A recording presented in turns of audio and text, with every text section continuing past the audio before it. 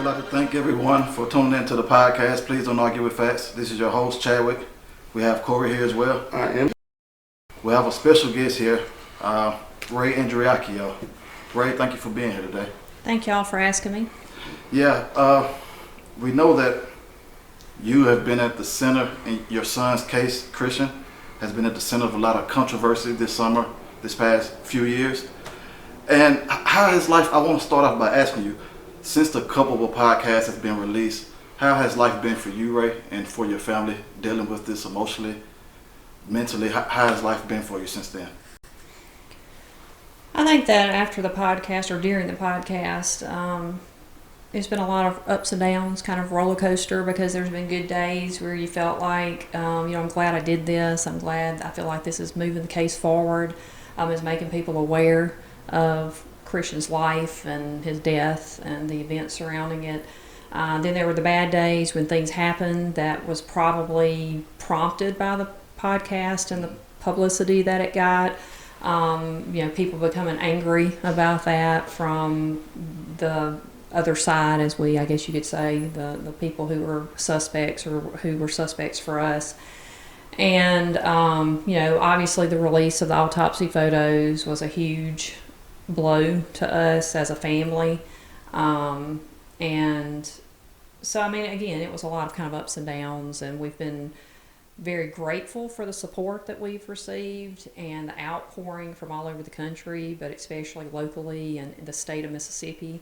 But we've, again, also been very shocked at the viciousness of the attacks, social media wise, from, people who would argue that it's a suicide or who have a personal stake in the case, whether that's their family of people who are people of interest or whether politically they had something to lose if this case moved forward. Well, something I was talking to Chad earlier, I was like, after looking over everything and seeing all the different takes on people's takes and the podcast and all that, it's one thing dynamic I didn't see was the dynamic and how it all came together, in a sense of how your son met the girlfriend and how the other people involved, how they played a role in his life before the incident. So initially, did the guys involved, were they friends of him before the girlfriend or after the girlfriend? Dylan, who was the other person at the apartment, he had gone to school with Christian at Northeast Christian started at Northeast in 9th grade. So, I don't know exactly at what point Dylan was in and out of school. I think he missed a year of school. Someone said, don't know that for sure, but there were some school absences. He and Christian were not, I wouldn't say they were best friends by any means. They were acquaintances. They may see each other somewhere, and of course, they didn't have any animosity against each other. I don't think that they hung out per se. Christian had his group of friends that he kind of hung out with that, quite frankly, some of them were older than him, and they were at Northeast, but they might have been a grade or two ahead of him. And his best friend, Taylor Dial, he was a year, I think, ahead of him in school. And Dylan just was not a part of their group that they would go out and, go hunting or go, boating. We lived at the lake, and so they would go out on the lake. Dylan kind of entered the picture more so when Christian broke up. He and his girlfriend, his long-term girlfriend, broke up. They had been in a relationship for 5 years, really the only girlfriend Christian had really ever had. And I just think it was kind of, I won't say fate, but just kind of one of those situations, a happen chance that they ran into each other. Dylan had just broke up with his girlfriend, I think. So they both had something to right. tell each other. They kind of were both at loose ends. And so let's go hang out together. Let's go to this party together. Let's go whatever. And Dylan lived at Delwood, so they were in close proximity. They knew a lot of the same people. So it was pretty soon, pretty quickly, like within 2 or 3 weeks, that they were at a party and Christian met Whitley. And so, I think it started out just like most relationships start out as kind of casual. And, hey, whatever, we hook up, and then we're going to hang out, we're going to talk or whatever. And then it, of course, progressed to where they were actually boyfriend, girlfriend. It just so happens that Whitley and Dylan lived across the road from each other, and they had known each other, for years. And so they were better friends, I guess you'd say, than Christian and Dylan. And so Dylan was always there. He was always he was there a lot with the two of them. It was kind of the three of them. And then with Christian's work schedule, he was gone for 30 days, and he was only home for 15. Okay. So you're talking about a very short period of time. When you say, well, they were there together for 8 months, well, really, how much of that time? I mean, he was gone a month at a time and only home 15. So you're talking about really not together one-on-one that much. But when he was home, they were, the three of them, together a lot. Now, I would describe their relationship as leeches. They leached the blood out of Christian money-wise. And that was one of, I guess, the conflicts between me and Christian, was that I, as his mother, wanted to protect him and say, these people are using you. Was Christian a very trusting guy? You think he was very trusting of people? He was. Not necessarily, I won't say he wasn't naive, but he was one of those type of people of, until you do something to me, I'm not going to hold anything against you. Start you off with an A+. Right, we're going to start off on an even playing field. Now, if you go against me, or, if you hurt me in some way, but my husband has always put it to me very well, and it may not sound good, but he's always said, Rae, we taught Christian how to treat people right.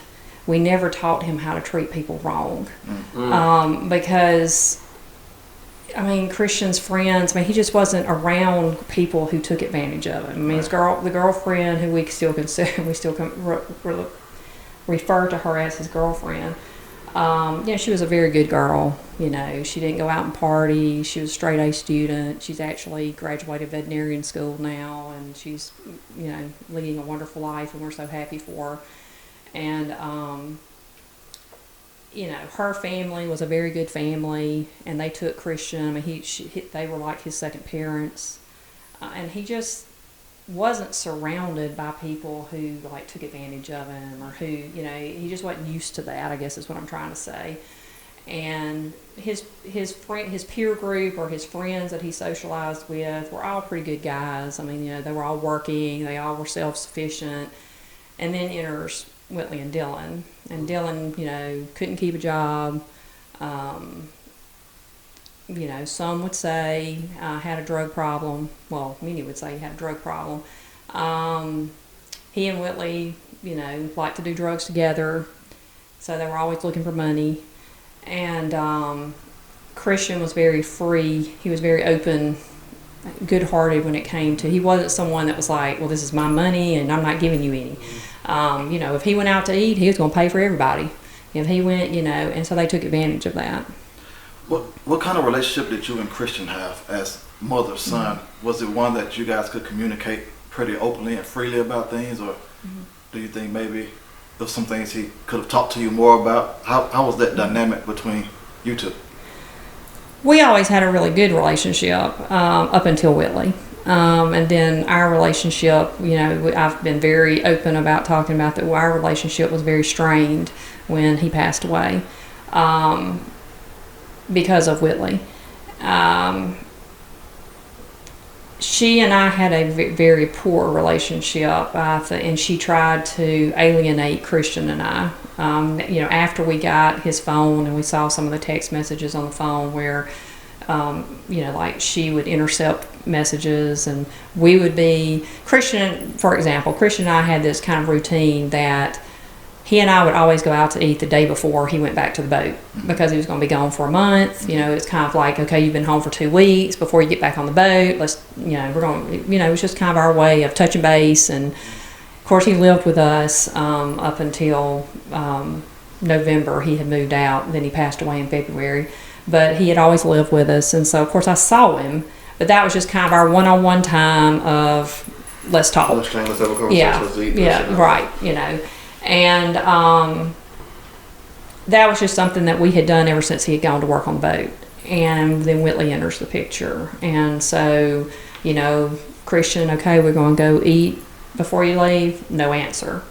Okay, so now my feelings are hurt because this is our thing and you're not responding to me. Well, then, maybe later that night he texts me and says, I thought we was going to go eat. Why didn't you text me? Well, I did. No, you didn't.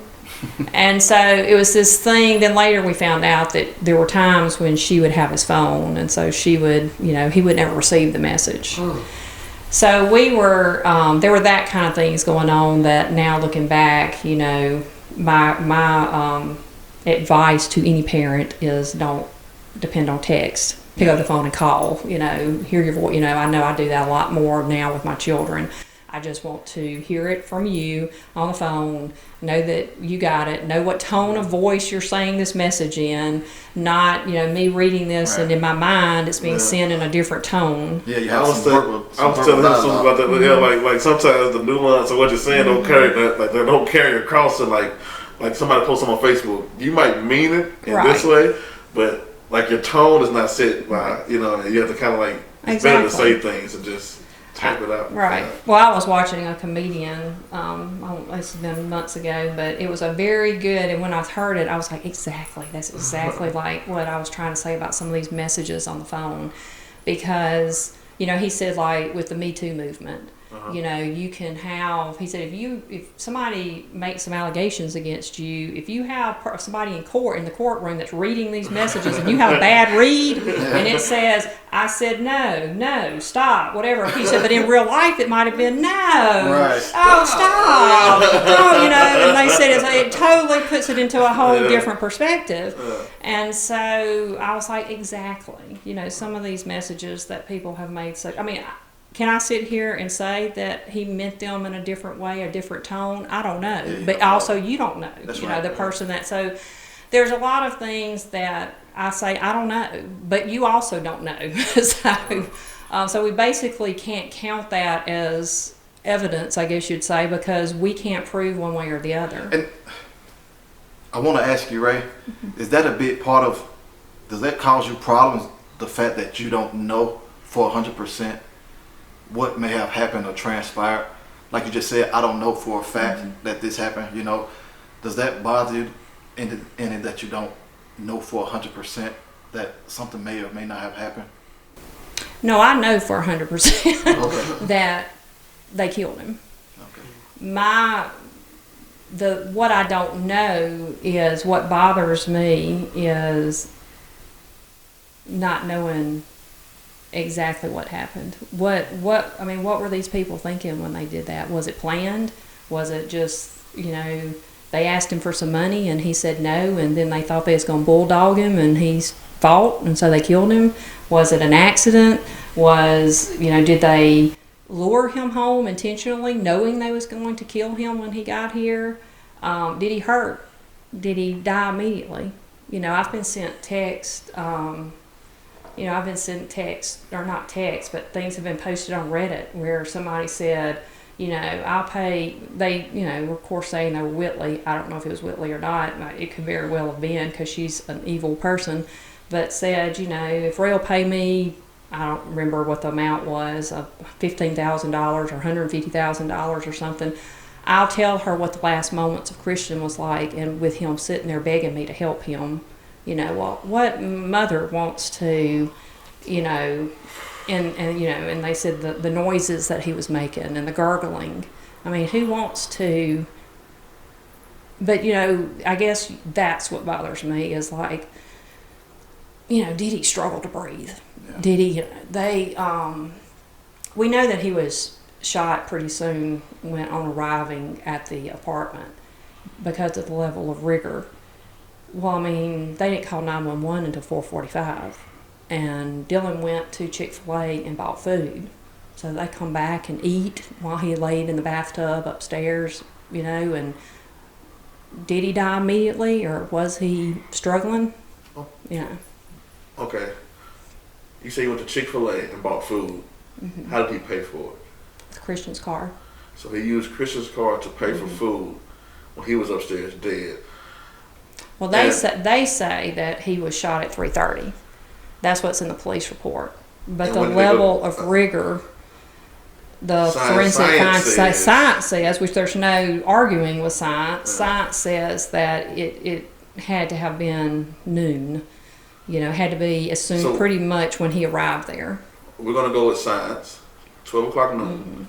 When he goes to get food. This is what time did they say this happened?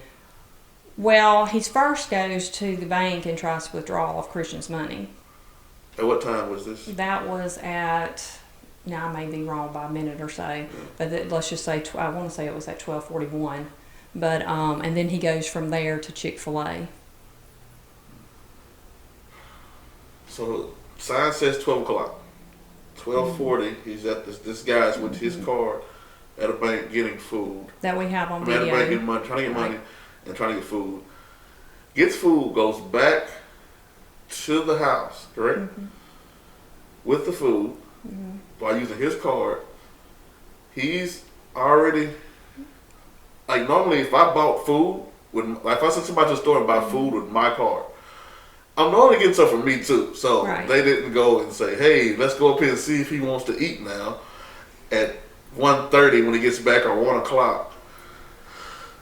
They don't go and see if he's upstairs. Well, according to their story, you know, he of course was alive and well, and But you know, like I said, science. right, science says. And then we have a person actually, when the podcast came out, someone who was living at the apartment, who now she was a military wife, and so now of course they're gone. I mean, we've never met this person, never had any contact with her, and she posted, well, I was living there and I heard the gunshot, and I even reported it to the office manager the next day. And you know, she estimates that the time that she heard it was at 12:30, and the reason why she remembers that is because her child, she had him on a schedule of when she would put him down to sleep, and she said that she would put him down to sleep from 11 to 2, and that she knows that he was asleep and had been asleep and she said that the gunshot was so loud or so pronounced, you know, it was obviously a gunshot, that she ran and got him out of bed, and they went and got in a closet because she said it sounded like it was right outside their door. And she said, you know, I thought maybe people were out shooting, and he slept under a window, and so she was afraid it would come through the window and whatever. So that was information that we didn't have, but it backed up then what the forensic pathologist. So it was like everything was kind of backing up each other, and without one person knowing the other person's, you know, statement or whatever. So something else that came out from the podcast was then the one of the first responders, one of the EMTs. You know, contacted us and said, well, you know, I was kind of surprised that nobody ever talked to me. And we was like, well, we didn't, you know about you. And he said that, you know, he described very detailed about how the scene and the state of rigor, you know, that Christian was in, which again backed up Arden, our forensic pathologist, and that the time of death was way wrong. From what they said. But, you know, my thing has always been, so let's just say that they're telling the truth, which we know they're not, but let's play devil's advocate and say they're telling the truth and it was 3:30. You still didn't make a phone call, 911 phone call to 4:45. So what person waits an hour and 15 minutes to make a 911 call? Yeah. Do you think someone dropped the ball during an investigation of this case and maybe the scene where everything took place? Do you think there could have been a better investigation of all of that? Oh, there's no doubt it could have been a better investigation. The problem is it should have just been an investigation. There was no investigation. They collected no evidence except taking the gun. They took a statement from Dylan and Whitley, but even though there was so many questions, they didn't ask them. I mean, we feel it was a cover-up. That basically they were told, do not, this is suicide. This is what it supposedly, the investigators. Well, that's not. I mean, they have made the statement, but the investigators there say that the chief at the time was Chief Lee. That he came in and he said it's stopped investigating, shut it down. It's a suicide. Now, you said at 12:41, Dylan went to the bank to get money out of. Why did he go to the bank to get money out of his account? Like what? He says that Christian told him to go get all of his money out of the bank, but Christian didn't give him his PIN number. He didn't call the bank and say, "Hey, my buddy's coming down there." The people at the bank had like a 2-step identification process. He had no. And he, where they would have had to have had not just his PIN number, but they would have had to have had a code that only, like Christian knew. It wasn't like a PIN code. It was like actually a word. And he didn't have any of that. So, and they, and Christian would have known that. They knew that Christian called down there and checked his balance a lot and that kind of thing. And so that story really doesn't fly. The other thing is if Christian was alive, why didn't you just pick up the phone and call him and say, "Hey man, you need to call them and tell them that, I can have your money." Yeah. But he didn't do that. So how did this gain national recognition, Rae? The Culpable Podcast, of course. I remember seeing, was it True Crimes or something? Crime Watch. Crime Watch. I saw that on TV a while back. How did this case began to pick up national recognition?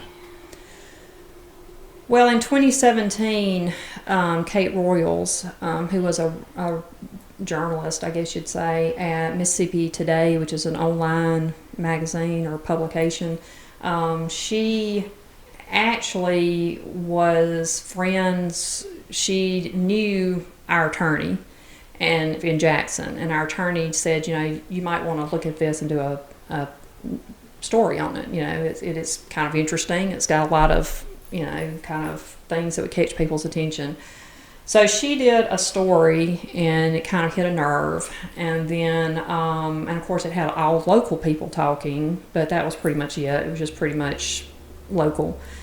And then Crime Watch Daily contacted us, and they had seen, I guess they have people who that's all they do is look for stories, and they contacted us and said, "We'd like to do a story." So then they came and did that, of course, and that got more national attention. And we really thought that was going to put pressure on the police department and Bilbo, who was the DA at the time, to do the right thing. And it did put some pressure on them. They did do a little bit, but not really. It was almost just like to pacify us. And then it kind of died down. And everybody kind of thought that it had gone away, but we had just kind of been working this whole time on continuing to try and investigate ourselves since nobody else would do it. And we had hired our own experts. We had, I was stalking people on Facebook and, watching people's profiles and the things they said and kind of keeping up with who was dating who in that group of people. And then I don't know how I heard about a podcast. I'd never listened to a podcast. I can't remember. It seems like maybe I listened to Serial. I don't know if y'all listen to Serial. And after listening to that, I thought, well, that is a way of getting the story out there. And I'll just do my own podcast. Nobody will listen to it but locally, but because it's about somebody they know locally, and that's really the people I wanted, was the local people. So I sent my niece to Nashville. There was what they call Crime Con. It's where all your true crime shows and podcasts go to. And she went there, and they had what they call Podcast Row, and it's where all the podcasts are, and they'll give you their information. Well, there was this company called Resonate Recordings who she had stopped and talked to, and they actually did the editing for a podcast. So when I was telling her about I thought I was just going to try and do my own podcast, I asked, I was saying, I got to find somebody, though, that can help me or can edit it or something, because don't know anything about all that stuff. And she says, well, I have a card. And so she gave me the card. I called them to say, this is what I want to do. How much is it going to cost me for you to edit and put music to it and all the stuff, that kind of goes along with podcasts. And they said, well, I mean, what's your podcast going to be about? And I got to telling them, and after an hour of talking to him on the phone, Wow. he said, I tell you what, let's just take a break here. And we've been looking for a story to do our own podcast, because at this point they had never done a podcast. And he said, let me talk to my boss and let's kind of reconvene tomorrow. And so we did that and had another about an hour and a half phone conversation. And at the end of it, they said, we want to do this for you. We want to tell your story, but we want to be the ones to do it. And of course, I was more than happy to relinquish it, because I didn't really know what I was doing. And nobody wants to listen to my voice, the Southern voice. So, and it was really just chance. It was really fate. They were very good guys, very ethical, very respectful. Did you have any idea that it was going to take off the way it has, though? This case is big locally, but like I said, it even gone a lot of national attention now. Did you have any idea that it would get to this level of notoriety? Of course, we hoped. We knew that they had a lot of connections, whereas I had none. They had a lot of connections with, like, a lot of the big podcasts, like Tenderfoot, Up Advantage. They did the editing for them. So they were able to partner with people that we would never have been able to partner with or even known to partner with. And so we knew that they were going to have a pretty large audience, but what I didn't expect was Christian's story to touch people like it has, and and to draw people in the way it has. And I think that just speaks to Christian. He was just that. Did you find any solace or peace knowing that this story in some kind of way helped other people find peace or come to grips with their losses as well? Do you find any kind of peace of mind from that part of it? I won't say peace of mind. I find that it helps in knowing that maybe, I know it's a cliche to say, well, he didn't die in vain. Whoever, you hear people say that, well, at least I didn't die in vain. And I feel like that's how it is more that at least his death meant something, and it is help, he continues to help people, just like that's how he ended up in this very chaotic and terrible relationship with Whitley. Is he, at the end of the day, he just wanted to help her, and she was playing the victim. Here's this girl who, she's telling him that she's got a poor home life and nobody will take care of her, and she just needs somebody to love her. And and he came kind of in and wanted to be the white knight. But yes, I think just knowing that there's people who've contacted me and said, my brother, my husband, my whoever, my family member, they said that he committed suicide, and I never did think that he did it, but I didn't know what to do. And now, you've motivated me to call and get those police records and to ask questions, and you've kind of given me a direction of how to go and do this process. And, or even people who say, I don't have the money to hire an investigator or to do whatever, but it's almost like they feel like my fight is kind of helping them deal with their fight, or their lack of fight, because they didn't have the resources to fight or the know-how. It's almost like, I've had them literally say, I can't do anything for my family member, but I'm glad that you're doing this because I feel like you're helping me just by you continuing to fight. So, let's say, after everything's said and done, what is one thing you want to see come from this situation besides justice in your eye, but something else that might be to the advantage of somebody else who might similarly go through the same thing, or something else might happen where something seems covered up to a point where they can't do it? What is something you think you could change to make the situations better?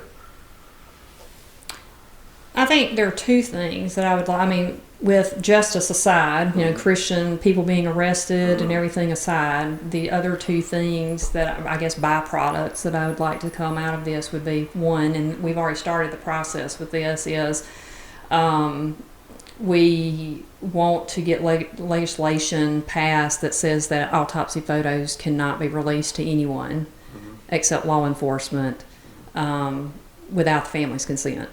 Because yours was released without your consent. Right. And I feel like that there is no useful purpose for anyone's autopsy photos to ever be given out to anyone other than family. And I really don't even know why family would want them, but if they did,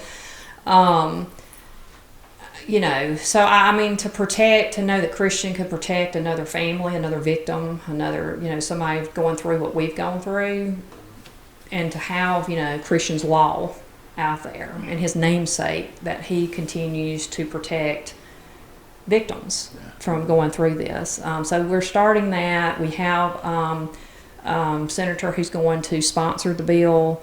We know it's a long fight because they say that like 95% of bills are killed in committee and never get passed. But I just feel like who could not want to sponsor? I mean, what decent that person? Seems like a harmless way. Yeah, I mean, it's like to me a no-brainer. And you know, in this whole process, I've always tried to, I guess you'd say, be one step ahead of people, the other side, by always kind of thinking, okay, what could they do? Like, if I say this, what is going to be their response? And then I would have a plan B, A and B, of what my response then would be to their response.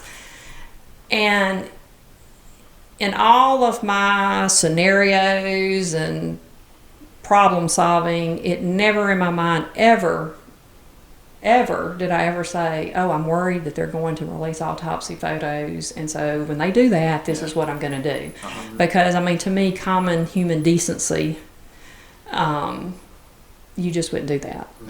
But that would be one thing. The other thing would be that, and I think that we already see this happening, and I credit Christian's story for this, is that locally and even in other communities, that people now are becoming more aware of the power of the district attorney and how important a position that is, and how you need to have an ethical and good person, compassionate person, because that person is the ultimate advocate for a victim. And, you know, I think we look at them as the person who's putting away the bad guys, you know, or whatever. But on the flip side of that, they are supposed to be taking care of the victim. And you feel like that wasn't the case for you? Oh, that's not, no. It's just the opposite. They have worked against us, and they have re-victimized us. And the district attorney is 100% responsible for that. And, you know, just... Anyway, we won't even get into that. that's like one thing I take from when I see somebody go through something and you want to, you know, show some type of sympathy, and you know what I'm saying, and you know, I know, like I said, you got people that believe that it was a suicide. You got people that don't believe it was a suicide. And the one thing I see in between those two things is, you still should want due process if you believe this or you don't believe this. You still should want to see everything be exhausted to understand if this is really what it is. Because at the end of the day, that can be your family member, that can be your sister, your brother, your uncle, your whatever. And you want to see everything be extended to, you know, to its full extent to make sure it is exactly what it is. And with your story, I see the difference in if it was Joe Blow from down the street, like somebody just, and then like, but it seems like with your son's, like it seems like a cover up from the evidence, like the scientific thing of them saying he died at 3-something, and the scientific proven things that he died at noon.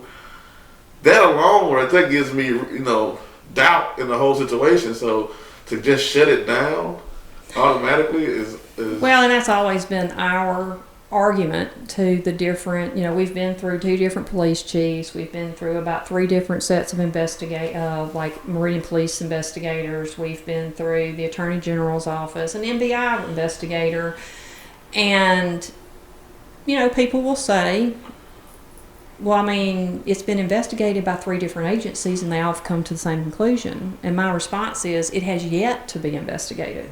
It has been, you know, when you have witnesses that have never been talked to, that say, I have information. I mean, there was someone on Christian's boat who had a conversation with the DA's son who was working on the boat, and the DA's son told him, this person called me and told me he shot Christian, the DA's son.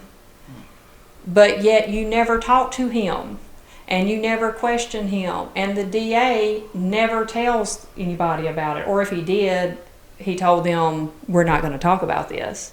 When you have statements sent to the Attorney General's office from people saying, I have information, but they never contact them, they never talk to them, they will not talk to us, they refuse to talk to us.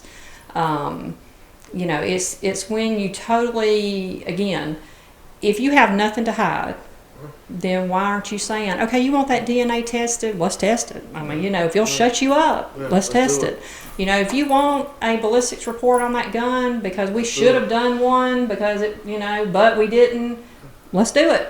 And, but you refuse to do any of that. So, okay, now let me, because now I understand what reason for covering it up. Is it because they didn't do the job from the beginning and they just saying, okay, to avoid getting into any more cover, we're just going to continue to cover it up? Or is it somebody trying to cover for somebody else? What reason would they have to make this a suicide instead of going at it as a murder, homicide as it should be? Or, Well, I think the people involved, there were, discounting Dylan and Whitley, the other people involved are, yes, I mean, our what we have evidence, I guess you'd say, or statements that prove that, the DA's son, I'm not saying that he was there or that he was involved, other than he had information. Accessory after. Well, I mean, and I'm not even, going to say that, even though I guess that would fall under that. It's more the thing that he had information, and and now he's deceased, and so we can't go, and he can't be questioned. I think that the person that we have a witness seen coming out of the apartment who's never been in a police report or never been questioned was the DA's son's best friend. Somebody else was at the apartment at the time. And so, all of this could have been wrapped up probably in the first 48 hours if they had done their job and if they had actually questioned people and followed the inconsistencies. And, there's things that even I, not being an investigator, was sitting here kind of screaming when you got the case file from the Meridian Police Department and you saw the questions that they asked. It was like, but why didn't you ask this? If they said, well, the night before we went shooting guns and it was me, Whitley and my cousin and a friend, what would be one of your questions you would ask? Who was the friend? Yeah. That question was never asked. That's what's in the thing. It was me and but no questions asked like, okay, but what's the name of the friend? Yeah. It took us a year to find out the friend.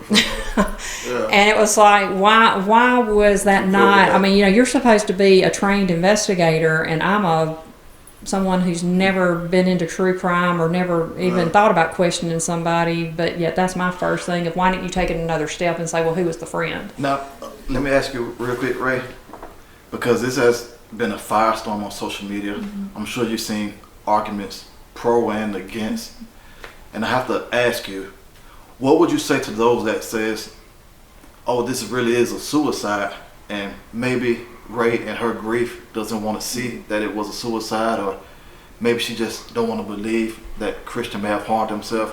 What do you say to that audience that still believes that part of it? Well, my response would be, that I can understand people saying that, and quite frankly, until we had the experts come in, I didn't really have any, I couldn't prove anything. All I could say is what I thought or my gut feeling or, well, this didn't seem right. But then when we hired the experts and the forensic evidence, it's there and there's no manipulating it. You can't say the evidence is lying. You can't say that somebody's We've been accused of paying people. We've been accused of all these different things. But at the end of the day, we have more forensic evidence. Just take that. Don't even take people's statements and everything else. But we have more forensic evidence than most cases that people are indicted and go to prison on. And I mean, we've had attorneys tell us this. We've had all kind of people who are in law enforcement say, we don't even understand why this is where it is, even just based on what you have. So if they could, and I've told the police this several years ago, I told DBOs, I said, okay, well, you sit down with me and you explain to me, how rigor set in an hour to the degree it was. Why there was gunshot residue on Dylan's hand when Dylan's saying he wasn't even there. That's not possible. Just all the different things that we had. You explain that to me to where, it's logical and scientific, and then I might agree with you, but nobody has been able to. They avoid that. They go to, but there's some things that just can't be explained. Was there gun residue on Christian's hand? Yes, it was gunshot residue on all three. All three of them. Right, which of course the forensic pathologist says, well, of course there'd be gunshot residue on his hands because he was there. I mean, there's going to be gunshot residue on him. Another thing is, saying if it was a suicide and he died at 3 o'clock, that's what they're saying, right? Well, what led up to him getting home from coming home from work? Did him and her have an argument? Or there's an argument between all three of them and he just got pissed off and went, what? Why did he go? Why would he get off the boat? Get off the boat, go home, and kill himself when he get home? Was there something when he got home that he didn't like, didn't see? What caused him? If that's motive to killing this, I know some people say some people are depressed, but does he have history of depression or anything like that? Right there? No, he didn't have a history of depression. Nothing Actually, like everybody would tell you that he never appeared depressed. I mean, he had a stressful job in that he had a lot of pressure on him for a young age. They had moved him up pretty quickly, and so he was 21 years old, but he's supervising people who are 35 and 40. He's having to fire people. He's having to discipline people. So I mean, and I think you work 6 hours on, 6 hours off around the clock for 30 days. My thing with, they've argued, really the only thing they have to support suicide is there's some text messages. Well, you're 21 years old, you're on this boat, you have service some days you don't. You have a girlfriend who's home living in your apartment that you're paying for, and you're paying for everything, and she's driving your car, and you're having people text you telling you, well, she's screwing around with this guy, she's screwing around with that guy, she's doing this. She's even told you, well, here are all the people that I've cheated on you with, in the last few months. And you still stayed with her because she put a guilt trip on you about how everybody always abandons you. Well, he says, okay, well, I'm not going to be that person. I'm going to stick with you, So they got him to come home by Dylan calling him repeatedly and telling him that she was riding around in his car. He had bought a BMW that she was driving, and she was driving around in his car with a drug dealer, as they called it. And of course, knowing that Christian was going to get mad, and he kept trying to contact her. She wouldn't respond. He knew that she was with Matt Miller, who, they didn't really have a good relationship, Christian and he didn't. And so, I mean, in my opinion, they lured him home. She knew that he was going to find out who she was with. I mean, they had on each other's phone that Find Me or whatever out where she knew where he was, he knew where she was. I mean, it showed she was at Matt Miller's house. So, he gets mad and he says, I'm getting off the boat, I'm coming home. And tells, everybody, makes arrangement that he'll be back by 5 o'clock that day. So he intends to come back. I mean, he leaves his stuff there. He doesn't take anything with him but his cell phone. And then never comes back. So Rae, I just want to ask you, how, as a parent, since all of this has taken place, have you been able to cope personally, and as a family, how have you been able to process this, what has happened to your son, and I guess the injustice that you see with this case? How have you been able to deal with all that? I know the anniversary is coming up, and I'm empathetic to that because I know at the core of this, you lost a child, and I think sometimes they get lost into people's minds. They think about the podcast or whether who did it, but you still lost a child though. Mm-hmm. And so, how have you been able to cope with that?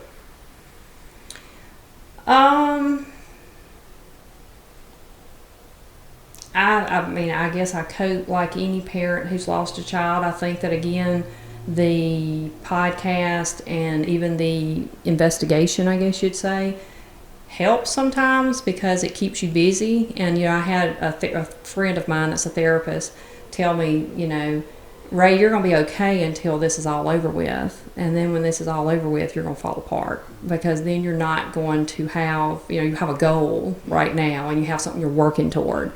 And when that's kind of filled all your time and your energy, and when that's taken away from you and this is resolved one way or the other, whatever you want to consider a resolution, you're not going to have anything to kind of fill that void.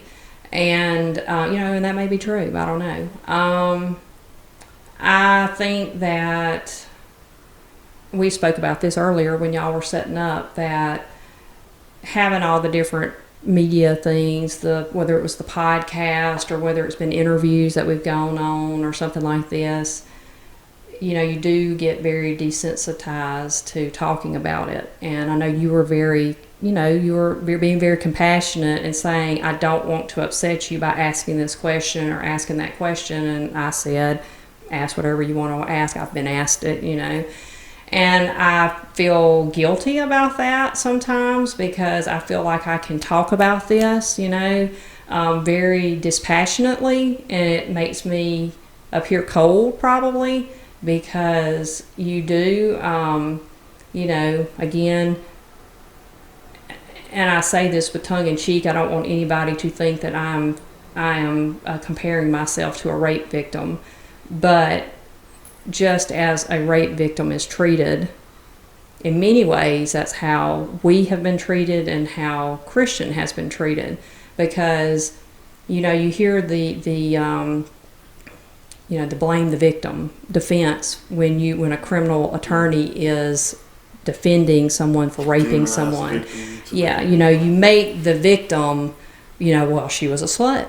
Well, she brought it on herself. Well, she was this, that, and the other. But at the end of the day, she was raped and she was victimized, no matter what her other choices had been. And with Christian, it's like they are blaming, the other side is blaming the victim, and they're trying to demonize him and make it almost like, okay, he was killed, well, maybe he deserved it, I mean, and they're not saying that, but it's almost like they're trying, they're trying to make it, okay, if it ends up that he was murdered, well, it was good riddance. I mean, and they've literally said that on the thing, good riddance, that SOB. And it's like, y'all didn't even know him. You never met him, some of these people who are saying these things. And so I think, and then as a family, I think that, having to retell it over and over. And I guess people will say, well, you don't have to do that. You don't have to go do these interviews. And no, we don't. But we do them to keep his story alive and out there, and try to keep pressure on the people who can make a difference and make the right decision and help us. Unfortunately, that is the only way to get a politician to do something, is to make them think they're going to lose votes and support. Yeah. And so, and Dubose sat there, I'm sure he regretted telling us this, but he sat there, 2 years ago. Well, it was in 2017, it was before Crime Watch. And he said, well, I can't do anything for you. My suggestion is go get some media attention, because Bilbo will hate the media. Well, we went and did that. And of course, it also got him a lot of attention too. So I'm sure that he wished he'd never said that, and never thought that we would get the media attention that we've gotten. I kind of, it's interesting, because I kind of see a dynamic and a similarity in the thing that's going on with your son's case. Same thing like the Trayvon Martin case, in a sense. It seems like, because at one point they tried to demonize and make him look like he had marijuana in his system, and it still didn't take effect that this adult antagonized him to fight him, and then he killed him. And it kind of seems like it's the same way. Like you said, they make the victim demonize the victim in the media, which in this situation, it's not the media; it's social media. Social media, yeah, and to make it look like this, to make it look like he was suicidal in a sense. And in the Trayvon Martin case, they made it look like he was aggressive, right. But this time, the way he died, they trying to make it sound like he was in that space in his head. Right. From the outlook, if you didn't believe he did, right. That's what it kind of looks like to me, in a sense, in the same vein. And that's why I said it has to come down to actually doing the due diligence and going through the whole the process of vetting everything to make sure that this is what this is and this is what this is. Now let's make a consent, like a judgment on it. You know what I mean, for what it is. When everything is on the table, but what it's like, everything's not on the table, so it's allowing that to continue. Now in your case, like if I really believe he committed suicide, and I really thought that, I would be I want to put everything on the table to let you see it. Exactly. And again, that's what we've always said. If you are so sure, prove it to us. Or explain these other things away to us. But nobody's been willing to do that. It's always been one excuse after another. Again, I keep bringing up Dubose just because he's been typically the only person that would meet with us. Is, well, yeah, I have questions too. Yeah, it doesn't seem right to me either. Well, he sits there and says, yes, it was a botched investigation. Yes, all these different things, but then you don't do anything. It's like you just say, oh, well, too bad. And it goes back to what you said earlier. If it was your child, would you be shrugging your shoulders and saying, oh, well, too bad, Well, before we go, Rae, I want to ask you one more question. Is there anything that you want people to take away from Christian's life, or anything about you or your family that people may not know, or something that you want to let the public know about your son and the kind of person he was, and just anything about him in general? Well, I tell everybody that before the podcast, even after Crime Watch, but before the podcast, you really couldn't have found anybody that would have said a negative thing about Christian. Even the people who are being so ugly about him now, they were totally singing a different tune before the podcast. So, I guess just that at the heart of things, he was a good guy. He wanted to help people. He'd give you the shirt off his back. Was he perfect? By no means, no. He was your typical 21-year-old, He'd go out and he drank too much sometimes. He cussed too much sometimes. He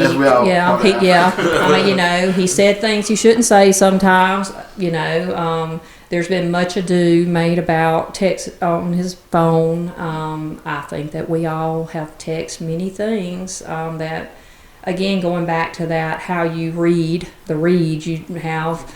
Right. I just think that at the end of the day, yes, he was my son, and yes, we all think that our children are good, but he really was a good person. And there's I've even called Avery, his girlfriend before Whitley. I remember one time I called her because they make you doubt yourself. All the noise, it makes you doubt yourself sometimes. And I called her and I said, you know, Avery's mother, who knew him so well, I said, I know he's my child, but he really was a good person, wasn't he? And she says, yes, Rae, don't let them make you doubt that, you know. So I think that at the end of the day, that's all I want people want. And I really thank you for your time, and our condolences and thoughts go out to you and your family. Okay, well, thank y'all for having me. Thank you. Please don't argue with facts.